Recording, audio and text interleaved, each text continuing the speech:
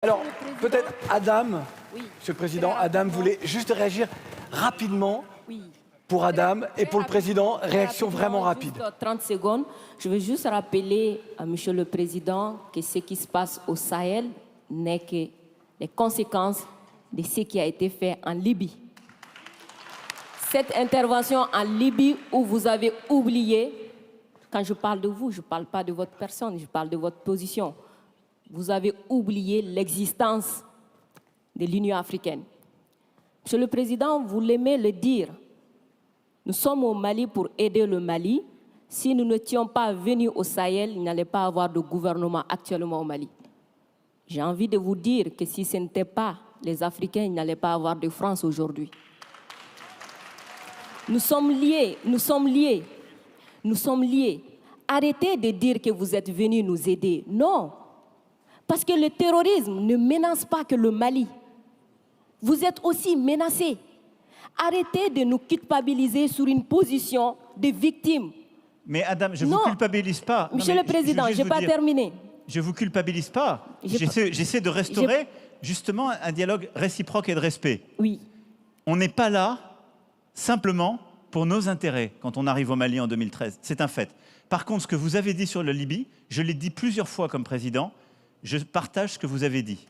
La Libye, on n'a pas respecté la souveraineté d'un peuple, et ça, c'est une erreur. D'accord, merci d'avoir reconnu ça. Et si vous reconnaissez ça, vous allez voir que ce qui se passe au Sahel n'est que les conséquences de cette intervention. Donc, vous êtes au Sahel pour corriger l'erreur que vous avez commise en Libye. Et en corrigeant ces erreurs, vous êtes en train de commettre d'autres erreurs. Monsieur le Président, je vous rappelle que l'intervention militaire étrangère n'a jamais réglé un problème. La Libye, elle est comment aujourd'hui? L'Afghanistan, c'est comment aujourd'hui? Donc l'intervention militaire ne va pas arranger les choses. Je ne voudrais pas que mon pays soit comme la Libye. Prenez votre responsabilité et surtout arrêtez de dire que nous sommes là pour vous aider. Non, vous n'êtes pas là pour nous aider. On est ensemble. On a un ennemi commun. On le combat ensemble. Et pour finir, ces sorties ces derniers jours entre vous et les autorités maliennes, c'est juste une honte. Parce que c'est une honte. Vous avez le même ennemi et l'ennemi, il est grandi. L'ennemi, il prend de l'ampleur Adam, dans ça. dites-leur. Faites-moi plaisir. Dites-leur. Du coup, arrêtez ça. Arrêtez ces discours paternalistes. Dire que nous allons vous aider, nous allons... Non, nous n'avons pas besoin d'aide. Nous avons besoin de coopération. Nous avons besoin de partenariat. Et nous sommes liés par l'histoire, mais nous sommes liés par les dangers. Nous sommes liés par les défis. Mais je suis 100% d'accord avec ce que vous venez de dire.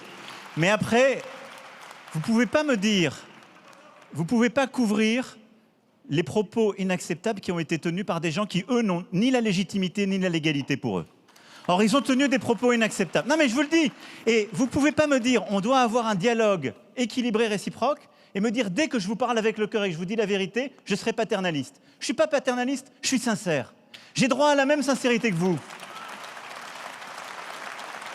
Me demandez pas, dès que je dis la vérité, je serai paternaliste. On ne va jamais s'en sortir. Vous me dites la vérité avec votre cœur, vous me prenez à partie, vous me bousculez. J'ai le droit de vous dire ma vérité aussi. C'est pas du paternalisme, c'est de la sincérité. Ok, Monsieur le Président, non, juste pour dire que la sincérité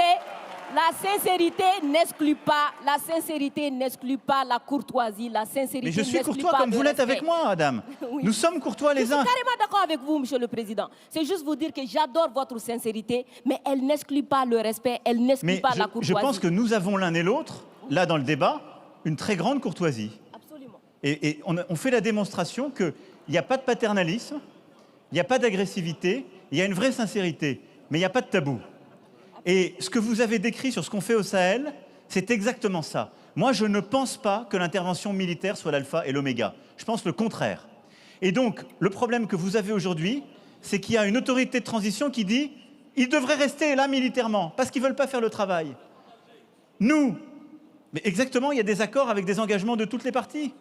Et donc, nous, on est là pour la sécurité, mais à côté de ça, depuis 2017, on a l'Alliance internationale pour le Sahel, qui est de l'aide au développement avec la Banque mondiale, l'Allemagne, tous les pays, justement, européens et autres, qui est cet investissement solidaire qu'on a dans la région.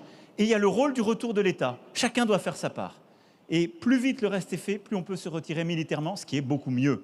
Parce que je vais être clair avec vous, je partage totalement la finalité jamais une intervention militaire ne remplace le travail d'un État. Jamais. Et moi, je peux vous dire les yeux dans les yeux que je n'ai jamais envoyé l'armée française contre un État souverain ou pour remplacer un État souverain. C'est ce qui a été fait en Afghanistan, ce qui a été fait en Libye. C'est la grande différence avec le Sahel. Refermons le chapitre. Monsieur le Président, on va refermer le chapitre. On va s'intéresser